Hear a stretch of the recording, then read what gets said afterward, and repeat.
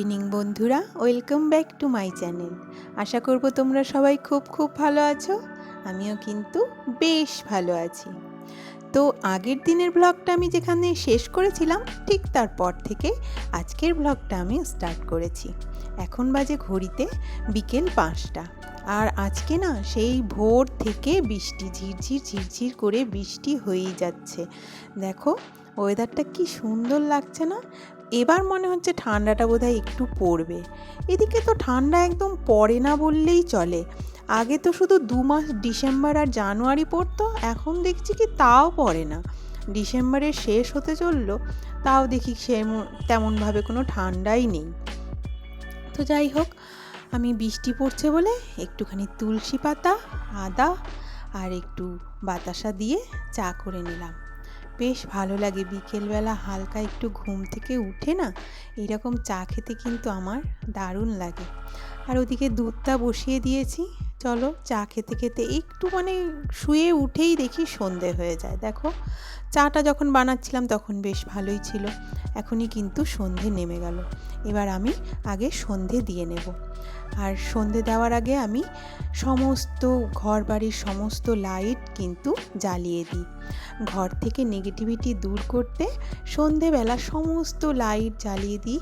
তারপরে এই দেখো আমি একটা তামার ঘটের মধ্যে অল্প একটু গঙ্গা জল নিয়ে নিয়েছি। সমস্ত ঘরে দুয়ারে আমি অল্প করে গঙ্গা জল কিন্তু ছিটিয়ে দেব।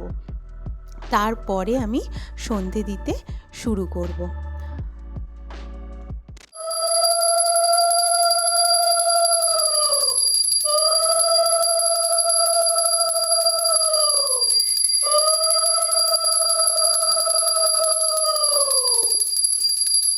তারপরে আমি ধূপ ধুনো দিয়ে আগে আমি ঠাকুর ঘরে দেখিয়ে নিয়েছি। তারপরে তুলসী তলায় কিন্তু অবশ্যই একটা প্রদীপ জ্বালতে হয়। তুলসী তলায় প্রদীপ জ্বাললে কিন্তু মা লক্ষ্মী আর প্রভু নারায়ণ দুজনেই খুব সন্তুষ্ট হন। তারপরে সমস্ত ঘর বাড়ির সব কোনায় কোনায় আমি এই প্রদীপের আলো আর ধূপের ধুনো আমি সব জায়গায় কোনায় কোনায় কিন্তু ছড়িয়ে দেব আস্তে আস্তে। আর যদি একটুখানি কর্পূর হয় তাহলে তো আরোই ভালো। আমি কিন্তু মাঝে মাঝে এই ধুনোর ওপরে একটু কর্পূর দিয়ে দিই। আজকে দিইনি, কিন্তু মাঝে মাঝে আমি ধুনোর ওপরে একটুখানি কর্পূর জ্বালিয়ে দিই। কর্পূর কিন্তু আমাদের বাড়ি থেকে নেগেটিভিটি দূর করতে সাহায্য করে। পজিটিভ এনার্জিতে কিন্তু ভরে যায় আমাদের ঘর বাড়ি।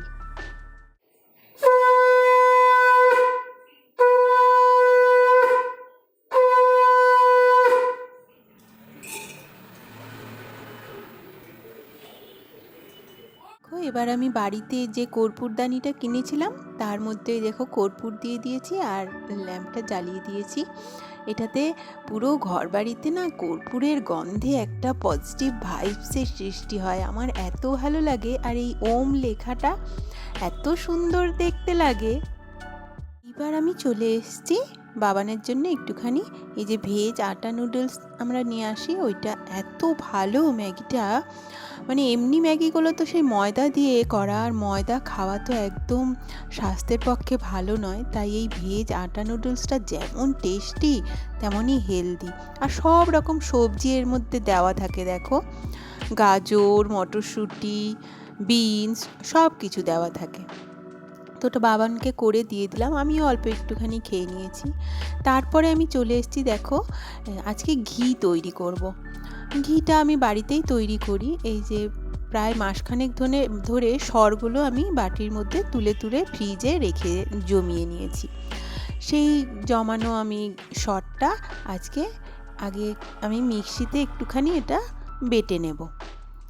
মিক্সির মধ্যে অল্প একটুখানি বেটে নিয়ে কড়াইটা গরম করে নিয়েছি। তারপরে আমি কড়াইয়ের মধ্যে এই সমস্ত সরটা অল্প অল্প করে বেটে নিয়েছি 3বারে, পুরোটা আমি কড়াইয়ের মধ্যে দিয়ে দেব। তারপরে একটুখানি শুধু ঘাঁটতে হবে, আর কিচ্ছু না। ঘি তৈরি করা যে এত ইজি আমি সত্যি আগে জানতাম না। আগে জানলে আমি এত বছর ঘি না খেয়ে থাকতাম না। বিয়ের আগে আমার বাবা মানে আমার বাবার বন্ধুর মিষ্টির দোকান ছিল।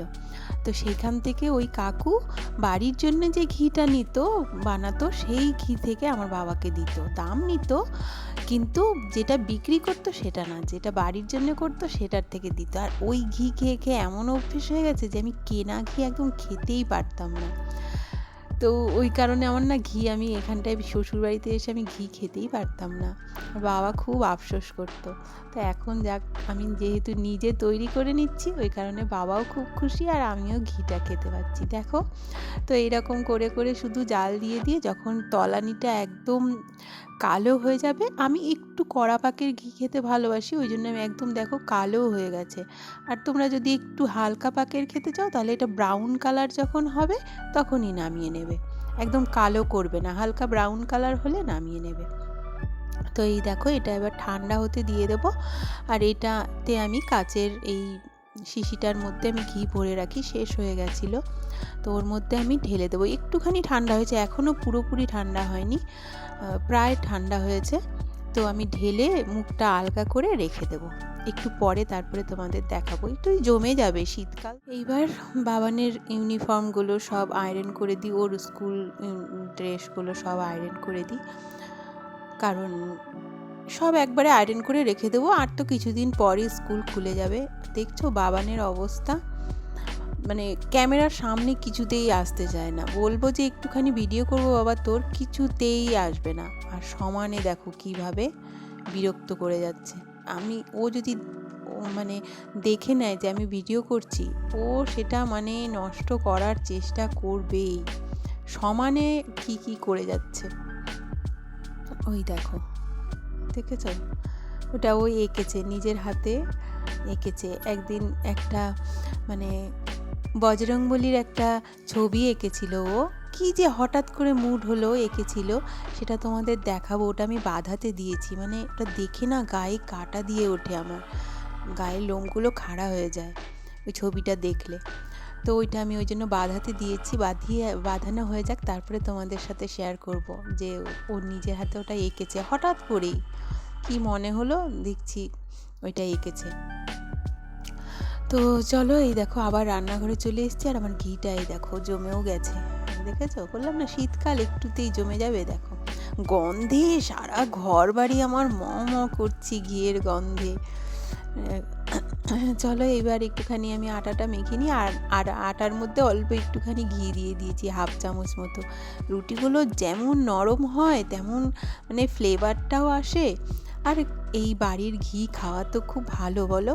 অল্প করে প্রত্যেক দিন যদি হাফ চামচ বা তারও একটু কম ঘি খেতে পারো না, খুব স্কিনে গ্লেজি হয় স্কিন, চুল খুব ভালো হয়, মজবুত হয়, গোড়া মজবুত হয় চুলের।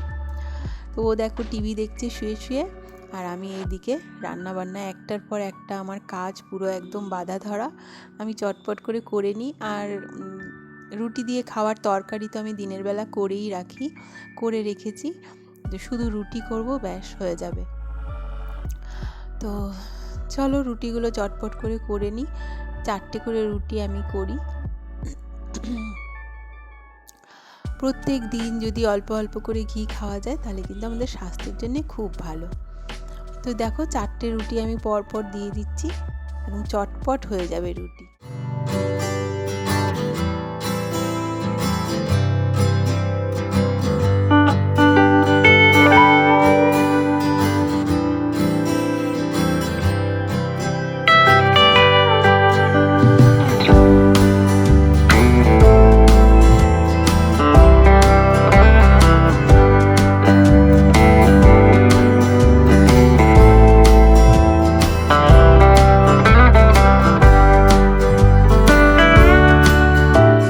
সাথে একটুখানি স্যালাড খাবো, আমার খুব ভালো লাগে স্যালাড দিয়ে রুটি খেতে। আর শীতকালে আমার স্যালাডটা এতই ভালো লাগে, মানে আমি দুপুরবেলাও খাই আর রাত্রেও। আর গাজরটা কেটে দিলে, কুচিয়ে দিলে বাবান খেতে চায় না, ওই জন্য গাজরটা আমি বড় বড় করে রেখেছি। আর এই যে খেজুরের গুড়, ঝোলা গুড় যাকে বলে, তোমরা কি বলো জানি না, আমরা এখানে ঝোলা গুড় বলে, খেজুরের গুড়, এটা দিয়ে রুটি খেতে আমার অসাধারণ লাগে।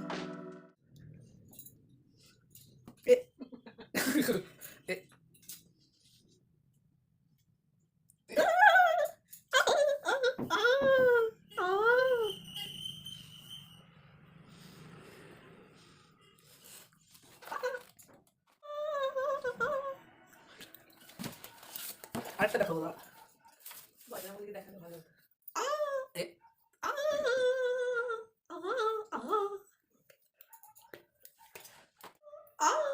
কীরকম বদমাশিটা করে ও। তো চলো আমি আর চুলটা বেঁধে নিয়ে আরও কয়েকটা 2 বা 3টে কাজ আছে চট করে সেরে নিই।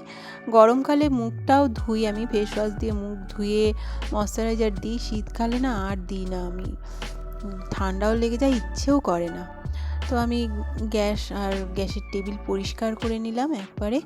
গ্যাসের টেবিল কিন্তু রান্নাঘর একদম পরিষ্কার করে রাখা উচিত। ঘর বাড়ি পুরো পরিষ্কার পরিচ্ছন্ন থাকলে লক্ষ্মী দেবী কিন্তু খুব প্রসন্ন হন।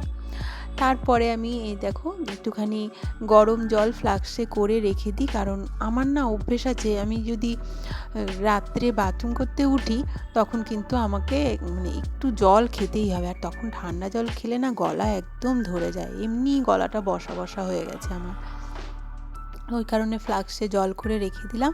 এইবার ঠাকুরেরও বিছানা আমি করে নেব, তারপরে আমাদের বিছানা করে শুয়ে পড়ব।